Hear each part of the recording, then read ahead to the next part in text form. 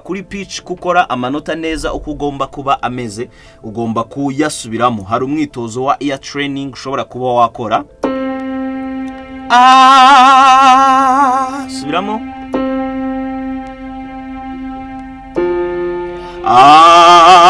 Subiramo.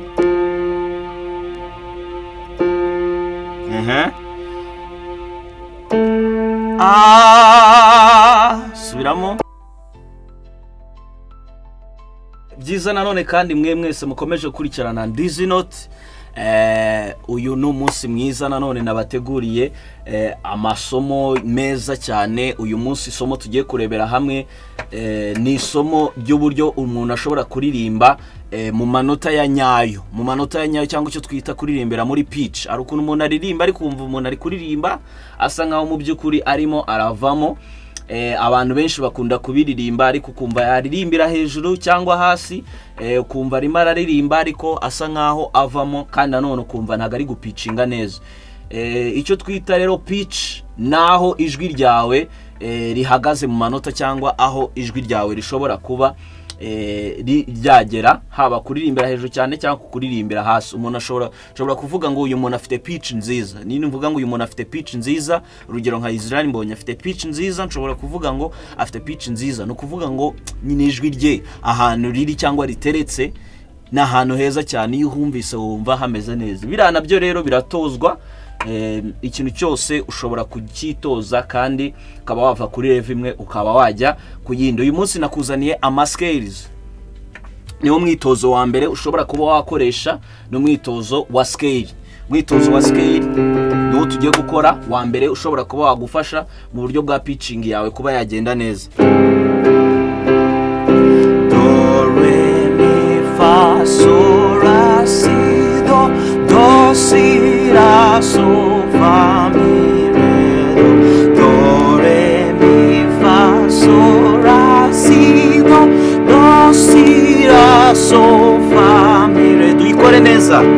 Do re mi fa sol la si do si la sol fa mi re do re mi fa sol la si do si la sol fa mi re do re mi fa sol la si do si la sol fa mi re do re mi fa sol la si do si la sol fa mi re do re mi fa sol la si do si la sol fa mi re do re mi fa sol la si do si la sol fa mi re do re mi fa sol la si do si la sol fa mi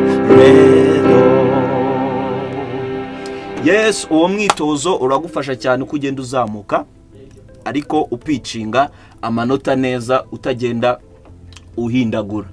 Yes, ikindi kintu tugomba gukora nuko ngiye kuvuga inota hanyuma noneho ukajya urisubiramo. Ni ibintu nabyo bifasha muri pitch. Niba ushaka kuri pitch gukora amanota neza uko ugomba kuba ameze, ugomba kuyasubiramo. Hari umwitozo wa ear training ushobora kuba wakora. Subiramo.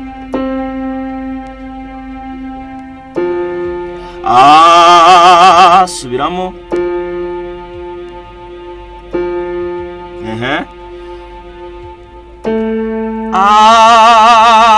Subiramo.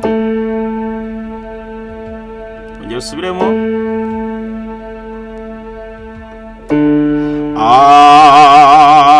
Subiramo.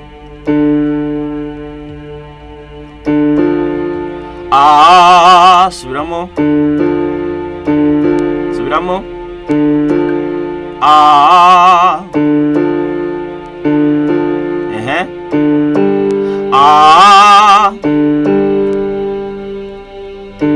Subiramo.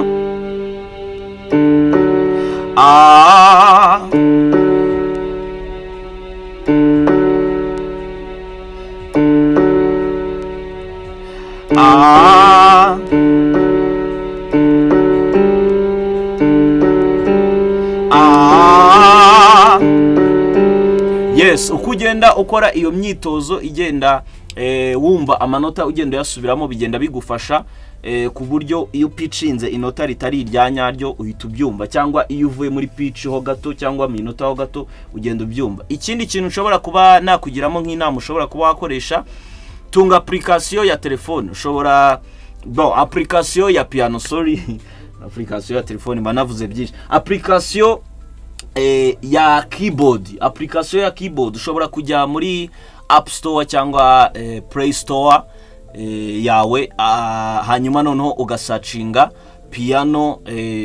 piano hanyuma bakaguhereza iyi application ariyo yose ushobora kuba yagufasha kuba ubonamo piano, hanyuma noneho ukajya wandika ukagikoramo utuntu hanyuma ukagenda usubiramo.